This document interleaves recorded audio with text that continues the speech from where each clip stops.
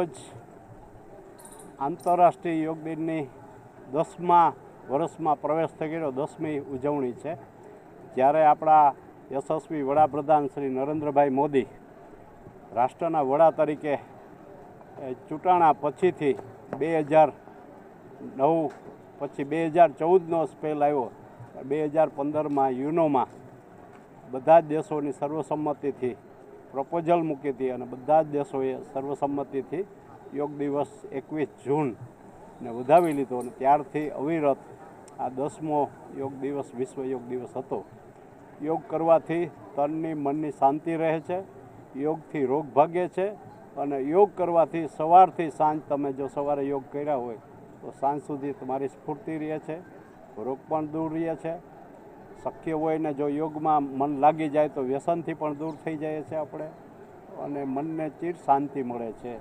એવો યોગનો હેતુ છે ને યોગથી આખા વિશ્વને ભારતની દેન છે.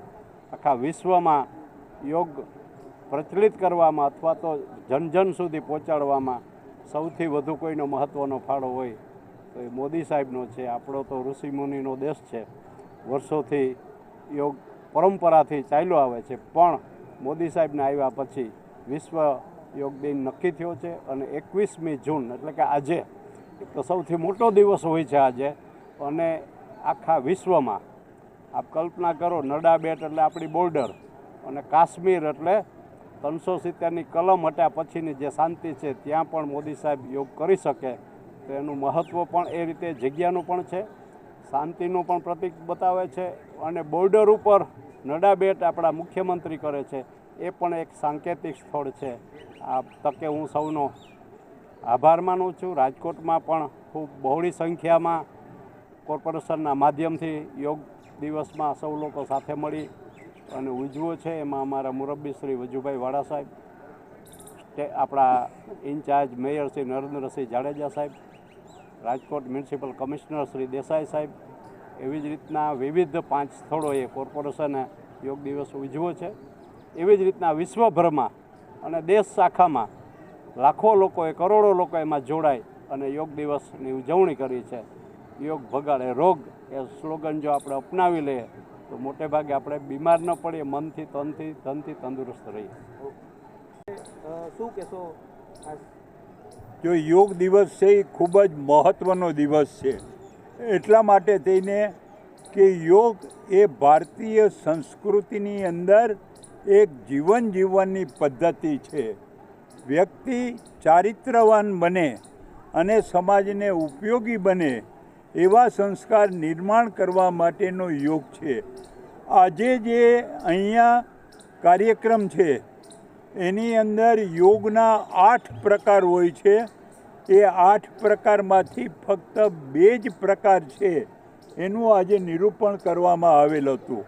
આજે જે થયું એ આસન અને પ્રાણાયામ 2 જ વસ્તુ થયું. યોગની શરૂઆત થાય છે કે યોગમાં પહેલો પ્રકાર છે એ યમ છે. યમ એના 5 ભાગ છે. યમની અંદર સત્ય, અહિંસા, અસ્તેય, અપરિગ્રહ અને બ્રહ્મચર્ય 5 વસ્તુ હોય છે. માણસે દરેકના જીવનની અંદર સત્ય બોલવું જોઈએ, સાચું કામ કરવું જોઈએ. અહિંસા એટલે હિંસક મનોવૃત્તિનો નાશ કરવો જોઈએ. અસ્તેય એટલે બીજા કોઈની ચીજ વસ્તુ લેવાની મનોવૃત્તિ ન રાખવી જોઈએ. અપરિગ્રહ એટલે તમારા જીવનમાં જેટલી ચીજ વસ્તુઓ અને જેટલા ધનની જરૂરત હોય એટલું જ રાખવું જોઈએ, એનાથી વધારે સમાજને સમર્પિત કરવું જોઈએ.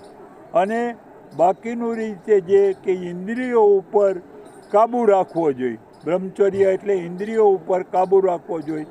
આ પહેલી વાત છે એ યમમાં આવે. યમ પછી નિયમ આવે. નિયમની અંદર પણ 5 વસ્તુ છે. પહેલી વાત છે એ શૌચ. શૌચ એટલે સ્વચ્છતા. તમારું શરીર સાફ હોવું જોઈએ, તમારું ઘર સાફ હોવું જોઈએ, તમારો મોહલ્લો સાફ હોવો જોઈએ, તમારે ક્યાંય ગંદકી ન કરવી જોઈએ. સ્વચ્છતાને આપણા જીવનની અંદર પર્યાય બનાવવો જોઈએ. અને સ્વચ્છ પછીની વાત આવે છે એ સ્વાધ્યાય. સ્વાધ્યાય એટલે સારી વ્યક્તિઓના પ્રવચન સાંભળવા જોઈએ, સારા સારા પુસ્તકો વાંચવા જોઈએ. એ સારી વ્યક્તિઓના પ્રવચન સાંભળ્યા પછી અને પુસ્તકો વાંચ્યા પછી તમે જે કંઈ જ્ઞાન પ્રાપ્ત કરો છો એ જ્ઞાન છે એના માટે થઈને આપણે તપ કરી અને કાર્ય કરવું જોઈએ. કાર્ય કરવા માટે એ તપ કરવું જોઈએ. અને તપ કર્યા પછી તમારું મન શાંતિ અનુભવે, જે સમાધિ વસ્ત તમારું જીવન થાય. અને આ વસ્તુ છે એ મેળવ્યા પછી મેં આ મેળવું એને બદલે ઈશ પરિધાન